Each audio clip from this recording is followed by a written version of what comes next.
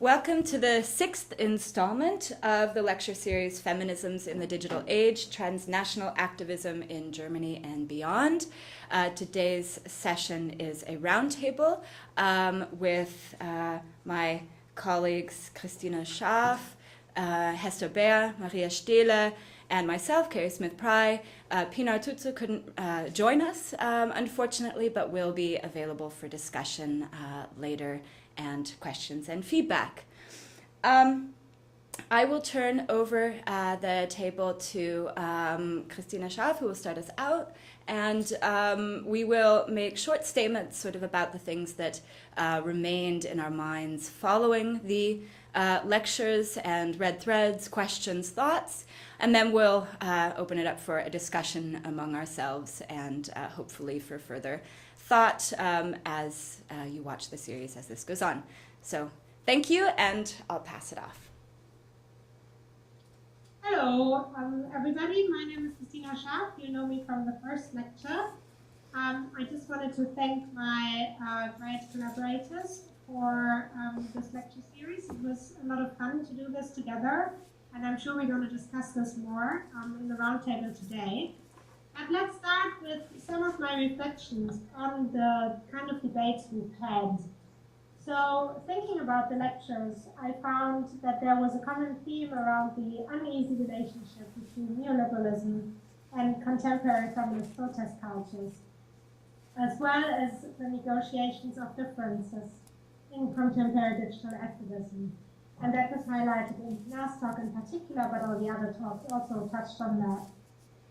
Hester seemed to capture some of these difficulties and ambiguities through the notion of precarity, and Maria and Carrie used the notion of awkwardness. So watching the lectures and engaging again with the different forms of activism we discussed, I often found myself wondering whether these movements go far enough. If we think of hashtags, for example, they raise awareness and may sometimes even demonstrate solidarity, but do they push for more resources to assist women who have become exposed to sexual harassment and sexual violence, for example? Or to ask this question in more general words, do they bring about institutional and structural change? But by asking this, I wonder whether I'm embedded in particular notions of what political protest should be about. Am I evoking an idealized image of radical protest that really changed the world? And I'm thinking here of Jonathan Bean's work. Does this idealized image of political protest use second-wave feminism as an implicit marker of what authentic feminism is or should be? And of course, this would be really problematic for various reasons, given some of the exclusionary politics of second-wave feminism, but also it would imply that feminism doesn't have to change and doesn't have to adopt to changing historical circumstances. So, thinking about all these issues, I myself am left in an affective state of feeling awkward about the protest movements I'm seeing. I definitely welcome how they break with a post-feminist logic by claiming feminism or gender awareness and wider critical awareness in one way or another. But I think I continue to have doubts about the political and liberatory potential of these movements. And then I feel uneasy about feeling this way, because it makes me aware of how much I'm still invested in measuring the success and or the failure of feminist movements. So I've been really struck by Carrie's and Maria's arguments around awkwardness, and now feel awkward about my ongoing investment in perhaps slightly outmoded notions of what the political is or could be. So here's one question I'd like to ask. Would my feeling awkward constitute a politically productive form of awkwardness, or one that shies away from the effective politics we discussed in the lecture? And I think the further question that we have to ask, and that we perhaps have not explored so much in the lecture series, is the basic but still relevant question of who has access to these digital protest cultures.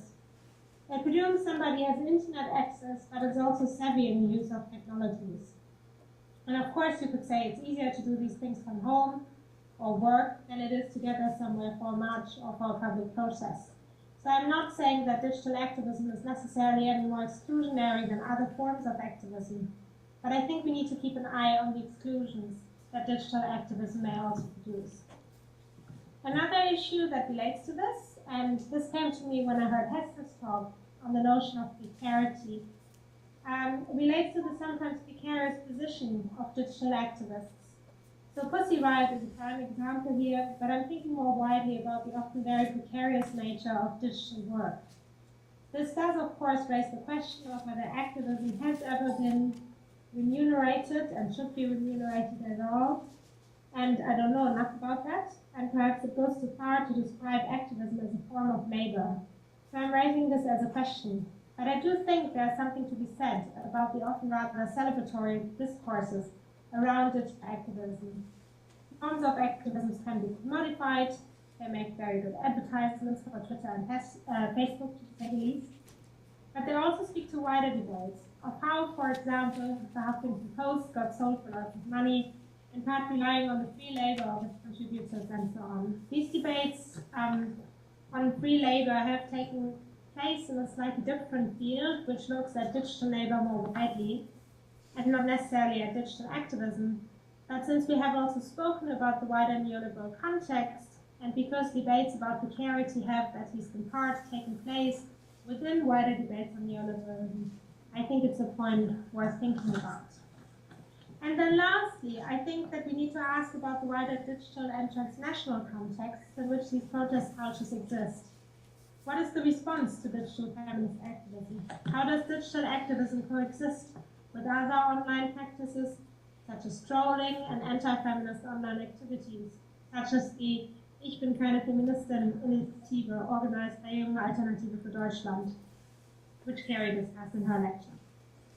So here are a range of things that I continue to have questions about, and I'd really like to hear all your opinions on that, and I'm looking forward to our discussion. Thanks. Thanks, Christina. Hi, I'm Hester Baer from the University of Maryland, and I would also like to thank all of my collaborators on this digital lecture series and Roundtable, Feminisms in the Digital Age, Transnational Activism in Germany and Beyond. And I wanted to start by also reflecting a little bit on some of the common themes that came up in all 5 lectures, and you're going to hear some echoes of some topics that Christina already just raised. So I think the 5 lectures in our series all address 2 central questions that have also been important for my own thinking about contemporary feminist activism and digital culture. The first question asks how political resistance works in the contemporary era, when collective politics have been co-opted by neoliberalism, and when it has become increasingly difficult to imagine alternatives to global capitalism. As Carrie put it in her lecture, the trouble we confront is the necessity to do feminist politics in the face of its impossibility. And the second question, I think common to all the lectures, focuses critically on the universalizing tendencies of feminist theory and activism, asking how digital platforms in particular might expand or interfere with the articulation of difference in feminism, an issue that Pinar described in her lecture in terms of positional entanglements. In a recent essay, Chandra Mohanty asks, quote, what happens to the key feminist construct of the personal is political when the political, the collective public domain of politics, is reduced to the personal, end of quote. And in my lecture, I suggested that recent feminist protest movements engage the digital to discursively combat the neoliberal reduction of the political to the personal by making visible the universalizing tendencies of feminist tactics that occlude difference, by drawing attention to the relationship of personal experiences to structural inequalities, and by highlighting the ongoing precarity of individual female bodies in public spaces. I argue that these digital feminisms counter the undoing of feminism in neoliberal societies. By literally redoing feminism, they lay the groundwork for reestablishing a collective feminist politics today. In thinking about the contemporary political situation, one thing that emerges for me from this lecture series is that feminist activism is a place, perhaps the place, where politics is happening today. Feminist protest movements in the streets and in digital spaces represent at once a visible site of resistance, a pleasurable site of negotiation, a contentious site of provisional action, and an immediate and endless site of commodification, as the case of Pussy Riot, for example, clearly shows. I would like to ask us to address in this roundtable today the affects generated by this awkward and precarious feminist politics. Affects described in the various lectures so far in terms of cool optimism, in terms of hope, or in terms of joy in trouble. If affect is the key way in which we encounter the present and track adjustments to social and political transformations, then it is crucial to think more about the affects generated by digital feminisms. I'm also interested in talking more about the relationship between feminist theory and praxis. To what extent must contemporary feminist activism, especially digital feminism, take account of the history of feminist theory? And to what extent might contemporary feminist theory be reshaped by the feminist protests we have discussed here? And finally, I would also like to ask us to discuss, or invite us to discuss, the format and experience of this digital lecture series itself. Can we conceptualize this project as a way of doing collective feminist politics and theory digitally? How does the digital format of this project signify awkwardly in support of, or perhaps in resistance to, tendencies within academic capitalism?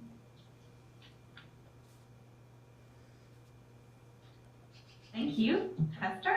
My name is Maria Stehle, and I also want to thank everyone for this really exciting collaboration and future collaborations to come, and any discussions coming out of this, of course.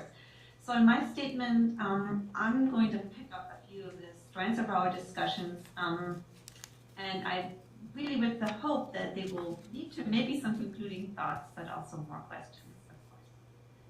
So my first and main question to all of us resonates with what others have just said before me. We all agree that feminist politics are happening, but my question would be for us to pin down a little more what is really at stake politically. After listening to all of us, this question seems to trigger maybe different and related answers, and maybe even some contradictory ones. We also seem to dance around this issue a little bit. Are we talking about feminist politics, histories, or we are talking about feminist politics, histories, forms, trajectories, and controversies that take place in digital feminism? But in some way, this refers back to Christina's discussion of lifestyle feminism. Has a certain kind of feminism somehow become mainstream? And in the German context, I'm thinking about certain government decisions about family leave, for example, quotas, etc., but also a wide public consensus about how patriarchal societies, and in the German context, mainly associated with Muslim others, are bad, etc. And also how certain campaigns like #Aufschrei in the German context, or the blog site Mädchenmannschaft.net get media prizes, etc. In this process, what kind of feminism is highlighted and what disappears from sight? Whose feminism becomes mainstream, or as Pina asks, quoting Sarah Ahmed, which differences matter here? A related but slightly different question: what role does the digital or the digital form play if we agree with Pinar that she cites in her talk that the digital is really just a new sphere of the social? And let me continue here with the thoughts about the digital and differences in digital space, which might make my questions a bit more concrete. Public opinion is that certain differences matter less in digital spaces, but at the same time, we all highlight in different ways important differences can be neglected, others are highlighted, new divisions emerge in the circulations and in the reach of the digital, as well as within the activisms and the campaigns themselves. Can or do we have to find a language to describe this process a little bit more precisely, or a little better, or maybe more politically? Maybe infused with the urgency of the current political events in the US, and I'm thinking, of course, about the Ferguson protests specifically and the protests in New York, how within this mess do we build communities of people who choose to work and fight together? As Carrie asks in her talk, with our concept of awkwardness, or as Carrie says in her talk, with our concept of awkwardness, we want to make this mess, the differences, be they papered over or highlighted, the tensions, maybe even controversies, politically productive, by moving beyond the evaluative stance of what works and what does not work for politics. Instead, we try to ask, how does it work? So digital activisms like the Solidarity is for White Women hashtag that Pinar is discussing in her talk, and that produce frustration and thrive of frustration, are precisely such an example of where we see politics at work. But what kind of politics? And again, what is at stake? Is a possible answer, as Carrie suggests, that such campaigns and other examples we mentioned, like female activism, Lady Betray's work, Pussy Riot, Feminisms, is a possible answer that that such campaigns might not be working yet, but do really important work by looking for ways in which they might work. As Carrie suggests, to emphasize awkwardness means to emphasize the process and to deny ironic distances, which leads her to call for an ethical position, a position of compassion and solidarity, a thought that Pinar takes up in her conclusion to her lecture as well. I think the call, or maybe push, against this ironic distance is an important one when we face neoliberal mechanisms in a post-9/11 world. And these mechanisms is also what Christina and Hester described really well. Neoliberal market forces often are too easily co-opt any stance of irony or ironic distance. They have a more difficult time co-opting rage, pushiness, or awkwardness, I think. Awkwardness, as we understand it, is not ironic, but it is pushy, and it pushes boundaries and creates new kinds of maybe uncomfortable yet awkward connections. So I want to conclude with Sarah Ahmed, who states in her research blog entry on pushy feminists, where she also emphasizes that we are in a phase of creating something, that something is in the process of emerging, when she concludes, together we can create a pushy riot. Thank you. Thank you. Thank you for all of your comments already, and thank you also for participating with me in this lecture series, which has really been a great experience. I can only echo what has been said. Our 5 lectures, to my mind, have, as really has come through, I think, in these statements, brought to the fore the manner in which discussions of digital feminism and activist politics are not only urgent but difficult due to the constant changing and simultaneous nature of the digital field. One of the things I believe our series began to show is the manner in which the digital, in its very material or materiality, has begun to and must perhaps fundamentally transform the nature of feminist politics. And maybe that's happening around affect, as has been raised, as the question has been raised.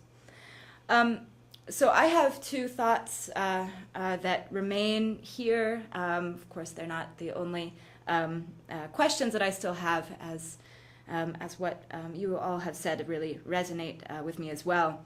The first thought is around the title of our series, or the subtitle, as it were, Transnational Activism in Germany and Beyond. And we began in our lecture series very specifically in Germany, and many of our examples throughout the series have been specifically within the German context. But we increasingly, I think, showed the influence of transnational flows on the German context, and then in the final lecture series, detaching somewhat from that context. So my question is around the role of the local and the national, and how we use the transnational, I think, in our thinking. I think it is complicated, of course, because the digital is often seen to be somehow unmoored from national or local context, but of course that's absolutely not true. Regulations alone, of course, can determine the digital flows.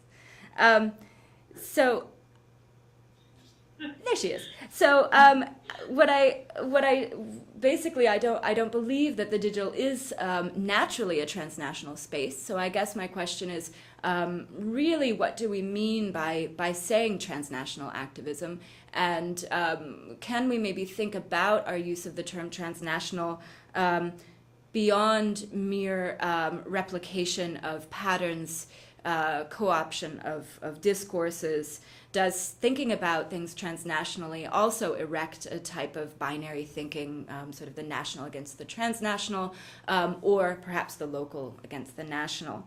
Can we ever think of these actions outside of the nation? And I ask this question because, of course, two of the examples that we discuss are non-local examples, such as Pussy Riot and Femen. These groups and actions, of course, very differently received in the local national context. So a further but related question, and it really ties into every single one of your comments here, and that is how we, in very different ways throughout the series, seem to be engaging with notions of belonging, whether we've used the term belonging under the framework of feminism today, the rewriting of feminism and feminist politics, or broader terms such as collective solidarity, or as all of you also have used just now, communities. The idea of access, who gets access, seems to be also a bit about belonging, collective politics, or our own experience, our own effective experience, as also being about belonging to a moment of action. So this notion of belonging links up to how Maria and I attempt in our two lectures and in our work to get at the sometimes trapping of the cause as a path towards failure or success, which we use Lauren Berlant's Thinking in Cruel Optimism to unravel, but which we can also, of course, think in terms of neoliberalism outlined in the other lectures. These trappings, of course, could produce a sense of complacency. We've done that, we've achieved this. And I think in digital feminist activism, those kinds of activist concerns that do not replicate the participatory citizenship of the street or merely use the digital as a means of distribution but as a material form is formless, constantly transforming, simultaneous, breaking down perhaps, and does not lend itself to the notion of a movement of belonging at all. So is this feminist activism or this feminism, feminist politics that we're talking about, while also asking for collective action, collectivity in communities, perhaps well beyond any notion of the waves or a movement? So how can we nevertheless think about solidarity, belonging, conviviality, and joy in a way that's nevertheless productive as a concept, and perhaps a structural concept, as was brought up, this idea of structure and political change. And this, of course, returns us to our role here in the lecture series as feminist academics today.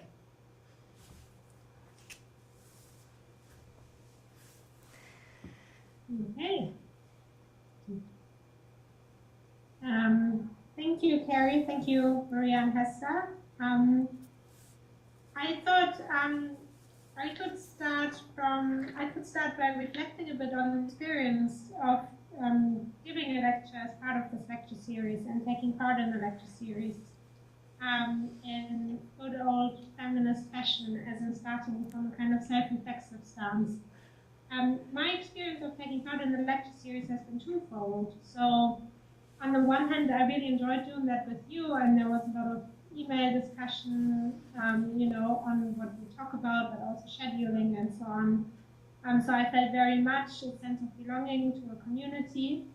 And then when I gave the lecture, I'm not teaching this term, so I literally spoke to an empty lecture theater, which was one of the weirdest experiences I've ever had, I think. And then, so that felt quite individualized, I guess. And then also I was often listening to your lectures at home, which on the one hand was very cozy and comfortable. So just sitting here at home on the sofa with a cup of tea listening to the lectures. On the other hand, it was very different. It had a different affective feel to it from taking part in protests or something like that, which was more, being with others, talking to others and so on. So I just thought I should start from that. So for me, the experience had kind of both. A sense of belonging, but it also felt slightly individualized. And I'd be interested in hearing what your experiences were. I had I had a similar experience in watching a lecture, sitting by myself with earphones and knitting. But giving my lecture, I was able to do it in front of a class that I'm teaching this semester, and so that was a different kind of experience, and it was really great to be able to also talk about the lecture series and some of the ideas that came up, as well as the format itself, with students here at the University of Maryland. I think it's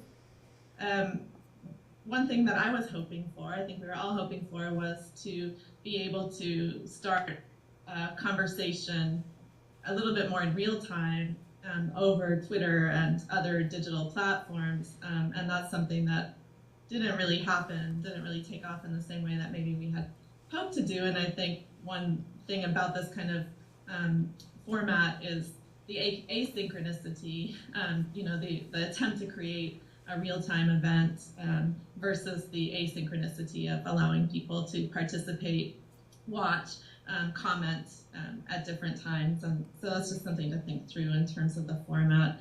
I wanted to come back to also a question, Christina, that you raised about the digital labor and sort of the question of free labor and what's compensated and what's not. And maybe just ask us to think a little bit more about this format as a intervention in academic feminism. On the one hand, I was thinking about, the question, how does this work that we're doing with a series like this count in the increasingly quantified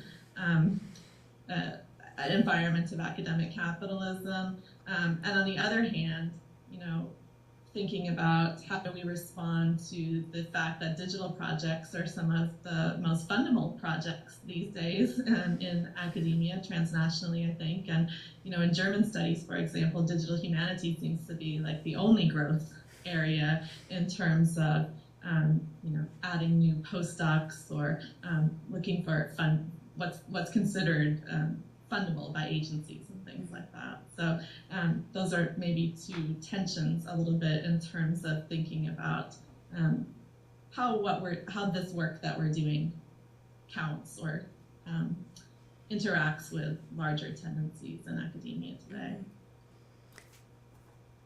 I also think, to say something that resonates directly here, I mean, I also just recorded this lecture in my office. I didn't have an audience, and so it was a strange experience. At the same time, it's put out there, and you get more people generally listening to your lecture than you might, if you gave the lecture either in front of a lecture hall at a conference or something, because you can track the views.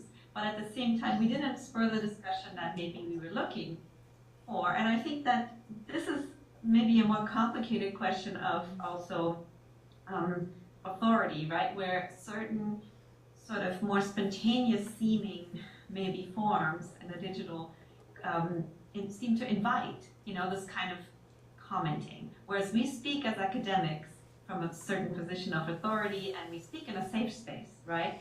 And I mean that metaphorically and also physically, right? To a sort of a safe, fairly predefined audience. And it doesn't quite go viral, right? As some other forms do. So I think that's really interesting and something that I haven't thought about before as much either before we did this.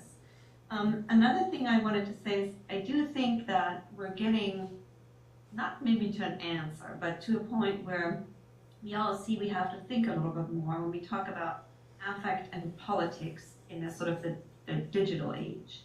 Because in some ways it suggests, I don't want to say a new, maybe a new, certainly a different way of sort of connecting and disconnecting private and public. But I mean, something's shifting here, as opposed to maybe second wave feminism. And we all talk about that, but I do think that that's sort of where something is emerging and where we haven't quite found a clear way to express what is happening. But we all agree something is happening. And we see that also when we talk about difference, because in some ways, this is what I was trying to talk about in my statement, and a lot of you talked about this question of difference as well. I mean, economic differences, difference in access, certain differences that are highlighted. How do we talk within this sort of digital flow differently about difference, right? I think we all know we need to, right? There's an urgency to this. And in some ways, one thing that I was also thinking about in connection to this, and this comes up in Pinar's talk also, is sort of a certain strategic move, right, that's made in the digital world. It's a strategic move that is tied to affective responses to certain provocations and things like that. It resonates with the idea of strategic essentialism, right? Like there's a strategy of sort of highlighting certain binaries in order to get the discussion going. Now, how does that work, right? I mean, it's not an ironic positioning, right? It's a very clearly political positioning, and it's a position of a strong affective investment, but it still seems to be used strategically. So I'm not exactly sure where I'm going with this, but these are some sort of the really clearly political questions that came up for me in this context.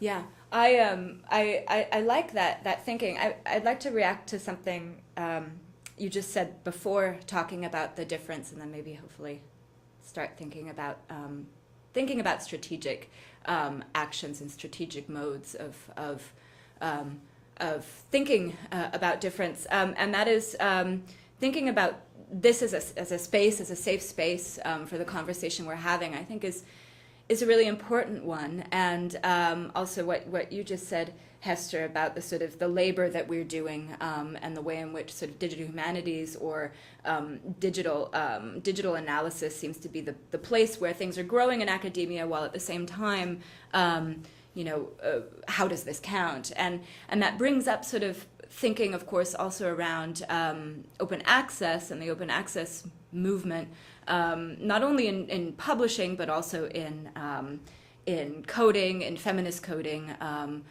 around software and programming. And of course, at the same time, we I think there is a tendency to celebrate digital projects and the reach that the digital has. On the other hand, as was recently highlighted in a list of shady open access journals, there is a tendency still in academia to discount also digital actions, whether they're written or spoken. So I think that's a really important tension that I wonder is a useful one when thinking towards the political and our role as feminists in the academy. And I mean the tension between the safe space, right, and the discounted space, perhaps, of the digital, and where feminist projects within that can maybe harness that tension in a different way, especially when thinking around the sort of philosophy of open access. The sort of democratic, open, collaborative nature is, of course, a feminist foundation. It's a feminist principle. So that's the one thing that came to mind there. And I think going back to your last comment, Maria, I think is really important. I mean, thinking around the thinking that we're doing around difference, around engagement, with these sort of questions. I mean, I don't actually know where to begin there. Primarily because I think that is the question we're still moving towards, right? And I think one way that I'm repeatedly struck by about how we're using the idea of affect, also in this context, is sort of an equation with emotion, right? Which affect, I think, should be sometimes equated with emotion, but it has other uses, right, as a term, and thinking about affect also as a way of thinking about our relationship within the broader context, right, relationality and connections between things. And so I wonder if maybe opening up the thinking around affect towards that idea of reaction, interaction, about the affect something has on something, not only emotional, but maybe in terms of power or other aspects, might be one way of thinking around this question or towards this question.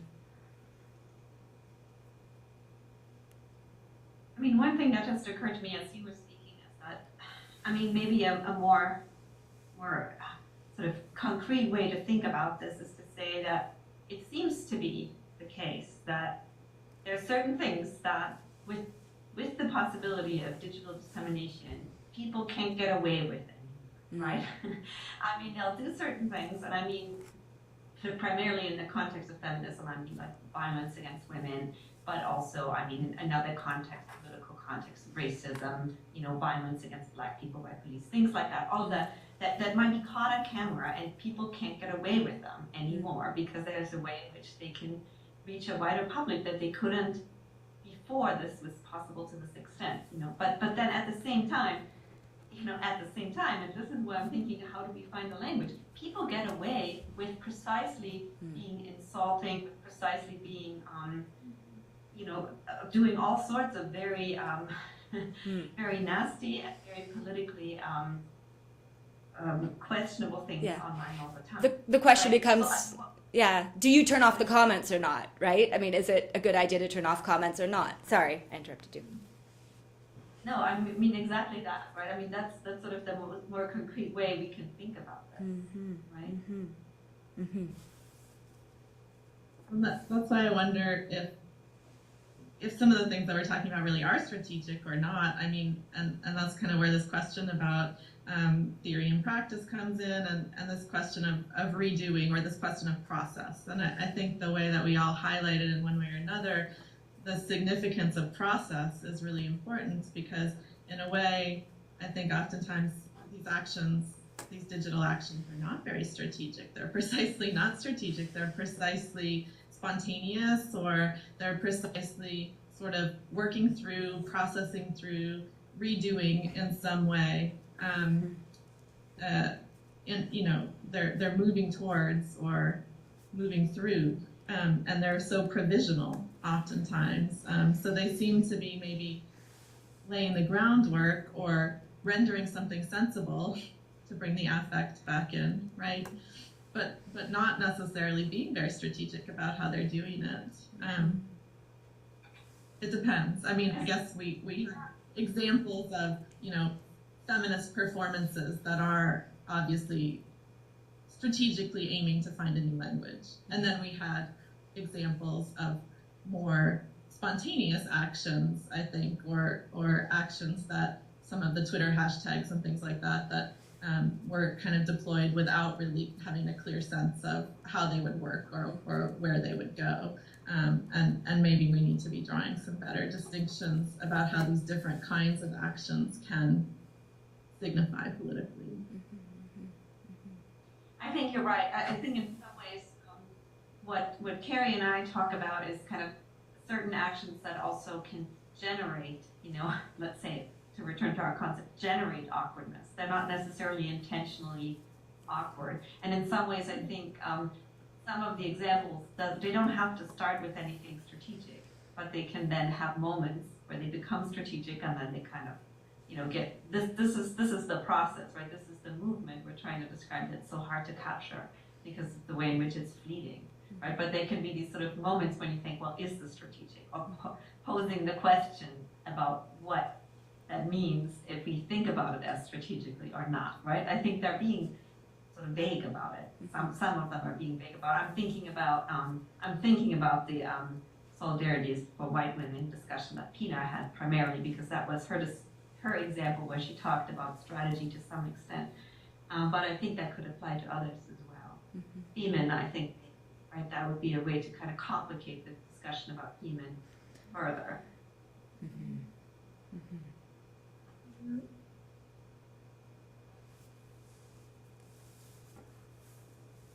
Yeah, and when it comes to female in particular, I mean, this is where then I feel like I'm old-fashioned, but I wonder, isn't there also some value in thinking carefully about what you do before you start doing it? Who you might offend, those kind of things. Who you seek to speak for, whether you can speak for them, whether that's desirable at all or not. Those kind of questions. I mean, it might be a very academic attitude, towards protest activism and so on, but I don't know. I mean, I think you refer to something slightly different, to the kind of generative side of what can come out of processes and so on, but there remains my feeling of unease sometimes. If I made myself clear.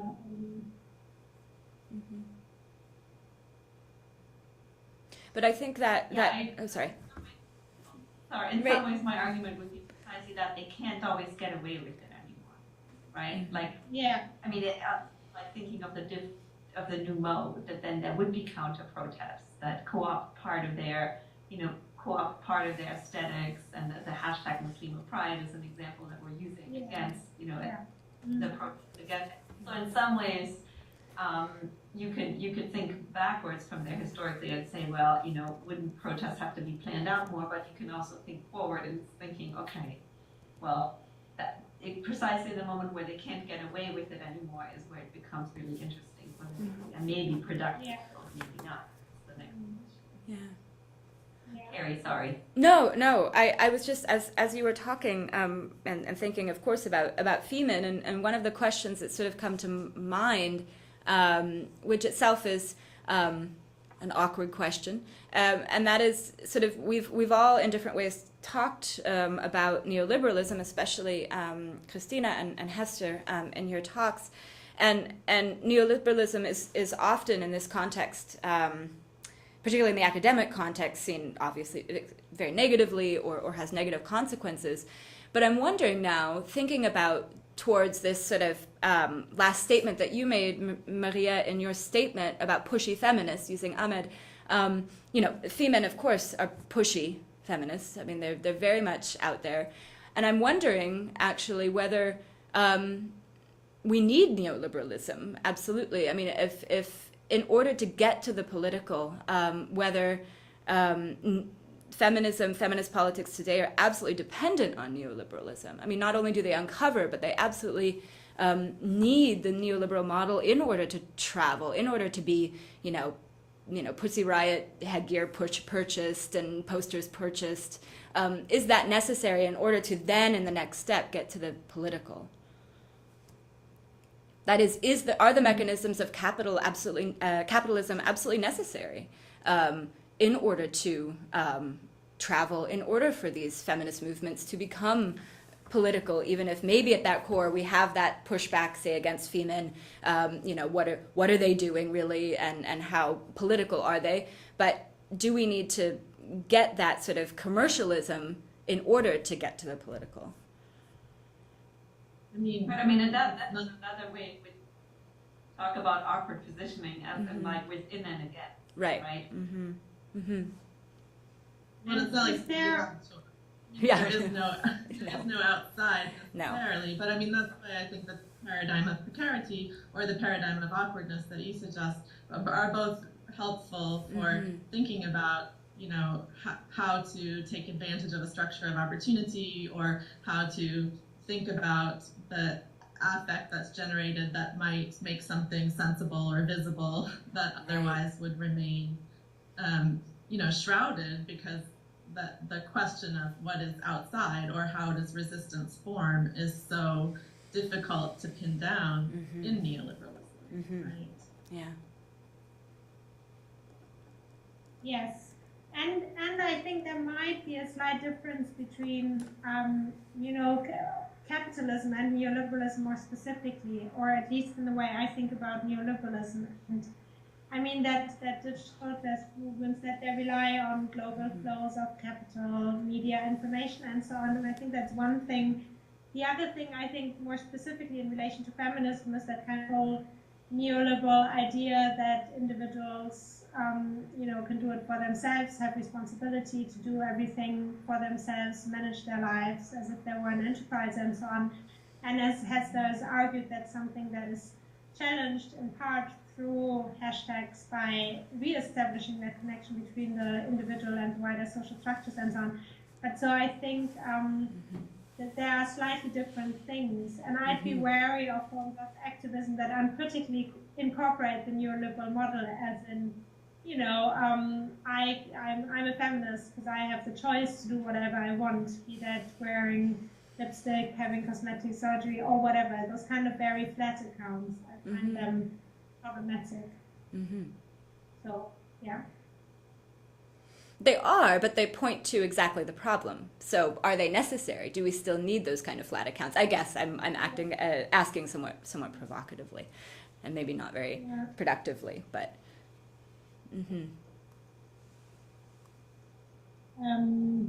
Yeah, and this perhaps links to the question of context, and what Maria said about do certain forms of feminism become more dominant and so on in the German context. If then more critical questions are being heard or not. Mm-hmm. So is that neoliberal model being challenged, or is it not being challenged? Right. Yeah. Yeah, I think that's exactly the issue, and what comes back to again our series here. Who's watching? Who's taking part? Right? Who's challenging maybe those models, and who's are they drowning out perhaps the more uncritical aspects? I think that's really the key question. Mm-hmm. Yeah. Well, I think we have to end there. So we hope that you out there in the digital sphere are taking part and watching. But thank you guys so much for this conversation. I think there's a lot still to be talked about and a lot still to be done, and I look forward to our further conversations. Yes, Thank Please you. invite questions, and thanks to everyone. Question or comments on Twitter, and the discussion will continue there.